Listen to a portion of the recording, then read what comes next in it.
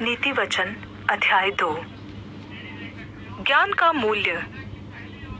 हे मेरे पुत्र, यदि तू मेरे वचन ग्रहण करे और मेरी आज्ञाओं को अपने हृदय में रख छोड़े और बुद्धि की बात ध्यान से सुने और समझ की बात मन लगाकर सोचे, यदि तू प्रवीणता और समझ के लिए अति यत्न से पुकारे और उसको चांदी के समान ढूंढे और गुप्त धन के समान उसकी खोज में लगा रहे, तो तू यहोवा के भय को समझेगा और परमेश्वर का ज्ञान तुझे प्राप्त होगा, क्योंकि बुद्धि यहोवा ही देता है।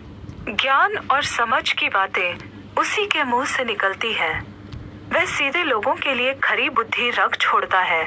जो खराई से चलते हैं उनके लिए वह ढाल ठहरता है। वह न्याय के पथों की देखभाल करता और अपने भक्तों के मार्ग की रक्षा करता है। तब तू धर्म और न्याय और सीधाई को अर्थात सब भली भली चाल को समझ सकेगा, क्योंकि बुद्धि तो तेरे हृदय में प्रवेश करेगी और ज्ञान तेरे प्राण को सुख देने वाला होगा। विवेक तुझे सुरक्षित रखेगा और समझ तेरी रक्षक होगी, ताकि वे तुझे बुराई के मार्ग से और उलटफेर की बातों के कहने वालों से बचाएंगे, जो सीधाई के मार्ग को छोड़ देते हैं ताकि अंधेरे मार्ग में चले, जो बुराई करने से आनंदित होते हैं और दुष्ट जन की उलटफेर की बातों में मगन रहते हैं, जिनके चाल चलन टेढ़े मेढ़े और जिनके मार्ग में कुटिलता है। बुद्धि और विवेक तुझे पराई स्त्री से बचाएंगे, जो चिकनी चुपड़ी बातें बोलती है और अपनी जवानी के साथी को छोड़ देती और जो अपने परमेश्वर की वाचा को भूल जाती है। उसका घर मृत्यु की ढलान पर है और उसकी डगरे मरे हुओं के बीच पहुंचाती है। जो उसके पास जाते हैं उनमें से कोई भी लौट कर नहीं आता और न वे जीवन का मार्ग पाते हैं। इसलिए तू भले मनुष्यों के मार्ग में चल और धर्मियों के पथ को पकड़े रहे, क्योंकि धर्मी लोग देश में बसे रहेंगे और खरे लोग ही उसमें बने रहेंगे। दुष्ट लोग देश में से नाश होंगे और विश्वासघाती उसमें से उखाड़े जाएंगे।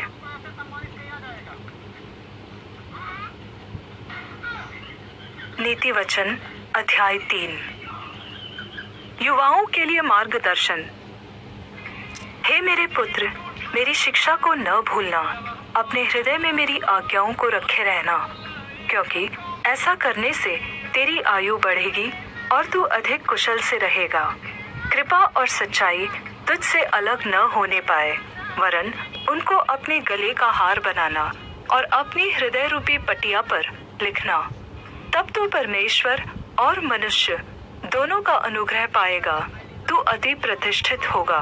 तू अपनी समझ का सहारा न लेना, वरन संपूर्ण मन से यहोवा पर भरोसा रखना।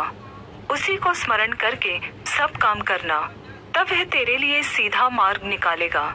अपनी दृष्टि में बुद्धिमान न होना, यहोवा का भय मानना और बुराई से अलग रहना।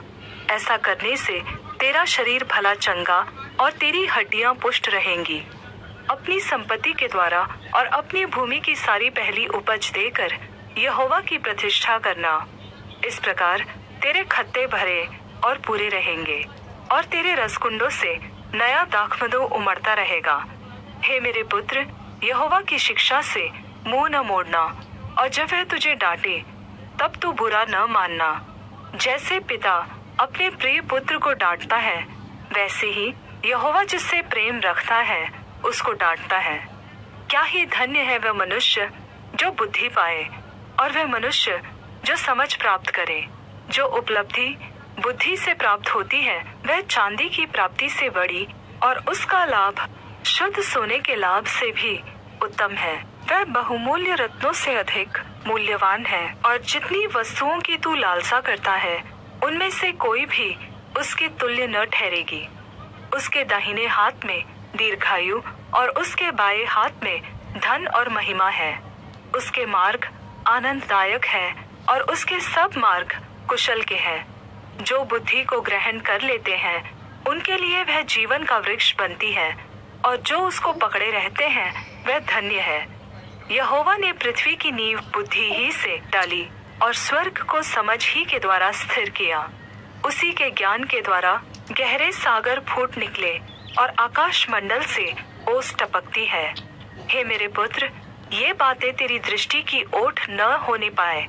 तू खरी बुद्धि और विवेक की रक्षा कर, तब इनसे तुझे जीवन मिलेगा और ये तेरे गले का हार बनेंगे। तब तू अपने मार्ग पर निडर चलेगा और तेरे पाँव में ठेस न लगेगी। जब तू लेटेगा तब भय न खाएगा, जब तू लेटेगा तब सुख की नींद आएगी। अचानक आने वाले भय से न डरना, और जब दुष्टों पर विपत्ति आ पड़े तब न घबराना, क्योंकि यहोवा तुझे सहारा दिया करेगा और तेरे पाँव को फंदे में फंसने न देगा। जो भलाई के योग्य है उनका भला अवश्य करना, यदि ऐसा करना तेरी शक्ति में है। यदि तेरे पास देने को कुछ हो तो अपने पड़ोसी से न कहना कि जा कल फिर आना, कल मैं तुझे दूंगा। जब तेरा पड़ोसी तेरे पास निश्चिंत रहता है तब उसके विरुद्ध बुरी युक्ति न बांधना। जिस मनुष्य ने तुझसे बुरा व्यवहार न किया हो उससे अकारण मुकदमा खड़ा न करना। उपद्रवी पुरुष के विषय में दाह न करना, न उसकी सी चाल चलना, क्योंकि यहोवा कुटिल मनुष्य से घृणा करता है, परंतु वह अपना भेद सीधे लोगों पर प्रकट करता है। दुष्ट के घर पर यहोवा का श्राप और धर्मियों के वासस्थान पर उसकी आशीष होती है। ठट्ठा करने वालों का वह निश्चय ठट्ठा करता है, परंतु दीनों पर अनुग्रह करता है। बुद्धिमान महिमा को पाएंगे, परंतु मूर्खों की बढ़ती अपमान ही की होगी।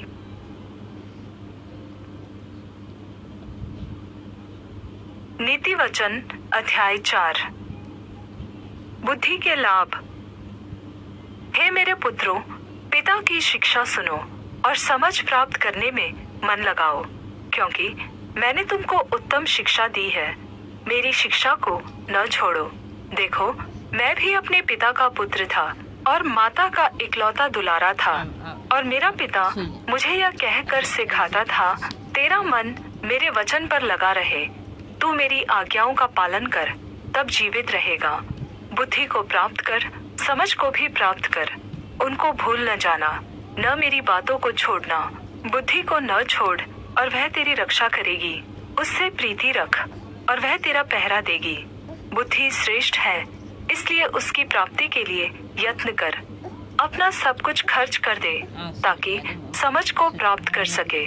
उसकी बड़ाई कर, वह तुझको बढ़ाएगी। जब तू उससे लिपट जाए तब वह तेरी महिमा करेगी। वह तेरे सिर पर शोभायमान आभूषण बांधेगी और तुझे सुंदर मुकुट देगी। हे मेरे पुत्र, मेरी बातें सुनकर ग्रहण कर, तब तू बहुत वर्ष तक जीवित रहेगा। मैंने तुझे बुद्धि का मार्ग बताया है और सिधाई के पथ पर चलाया है, जिसमें चलने पर तुझे रोक टोक न होगी, और चाहे तू दौड़े तो भी ठोकर न खाएगा। शिक्षा को पकड़े रहे, उसे छोड़ न दे, उसकी रक्षा कर, क्योंकि वही तेरा जीवन है। दुष्टों की डगर में पाँव न रखना और न बुरे लोगों के मार्ग पर चलना।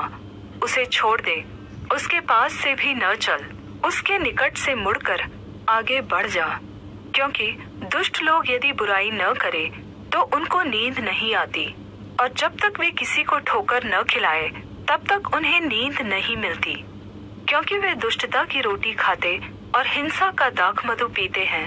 परंतु धर्मियों की चाल भोर प्रकाश के समान है, जिसकी चमक दोपहर तक बढ़ती जाती है।